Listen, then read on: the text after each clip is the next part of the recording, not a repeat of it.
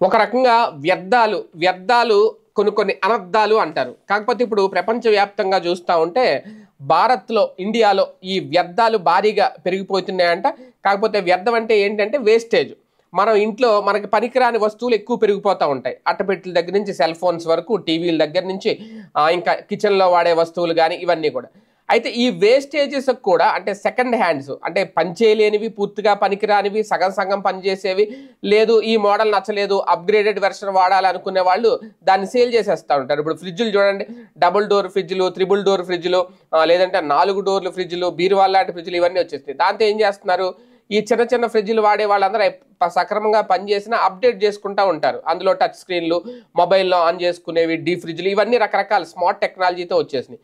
Upgrade చేసుకుంటారు. అలాంటప్పుడు ఈ పాత వస్తువులు అమ్మేయాలనుకుంటారు. దానికి కూడా ఈ కామర్స్ అంటే ఒక రకంగా ఈ వెబ్సైట్స్ వచ్చేసినాయి. ఇప్పుడు ఫ్లిప్‌కార్ట్, అమెజాన్, లేదంటే ఇవన్నీ కూడా ఓఎల్ఎక్స్ ఇలాగా కొన్ని వాటిల్లో మన దగ్గర ఉన్న వస్తువు ఏంటి అనేది దాని ఐఎంఈ, ఇప్పుడు మొబైల్ అనుకోండి, దాని ఐఎంఈ నెంబరు, మోడల్ నెంబర్ ఇలాగ, ఒక ఫ్రిడ్జ్ అయితే దాని మోడల్ నెంబర్ ఇలా మనం ఎంటర్ చేస్తే దానికంటూ ఆన్లైన్లో ఒక రేటు కడతారు. తర్వాత తీసుకునేటప్పుడు ఆ కండిషన్లో మనం పెట్టిన కండిషన్ వాళ్ళు అడుగుతారు. ఎక్సలెంట్, సూపర్, గుడ్, లేదంటే వీక్, ఇలాగ నాట్ వర్కింగ్ ఇలాగ. దాన్ని బట్టి ఒక రేటు కడతారు. అలాగే మనం పెట్టిన తర్వాత వాళ్ళు తీసుకెళ్లి ముందు ఒకసారి వెరిఫై చేస్తారు.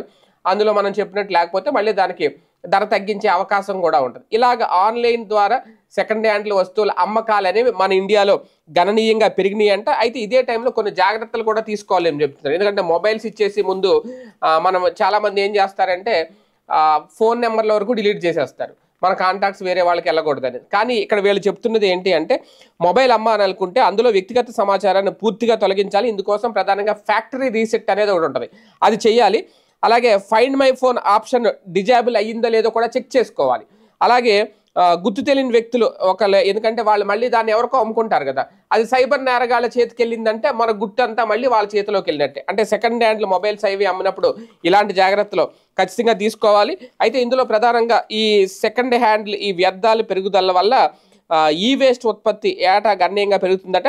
2019-20లో 1.01 మిలియన్ టన్నులుగా ఉన్న ఈ వేస్ట్ 2023-24 నాటికి 72.54% పెరిగిందంట. అలాగే 2022-23లో సుమారు 33% ఈ వేస్ట్ రీసైకిల్ చేసినట్టు కూడా గణాంకాలు చెప్తున్నాయి.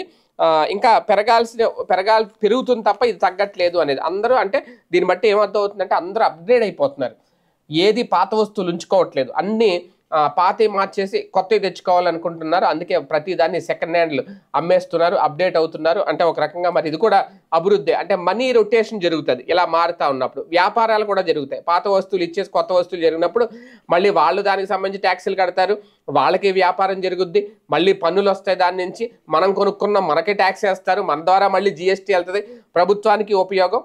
అలాగే మనకు కూడా ఇంట్లో కోరికలు తీరుతూ ఉంటాయి. కాకపోతే ఈ సేవింగ్స్ అనేవి తగ్గుతూ ఉంటాయి. ఇలాంటివి జరిగినప్పుడు లాభం ఉంటుంది, నష్టం ఉంటుంది.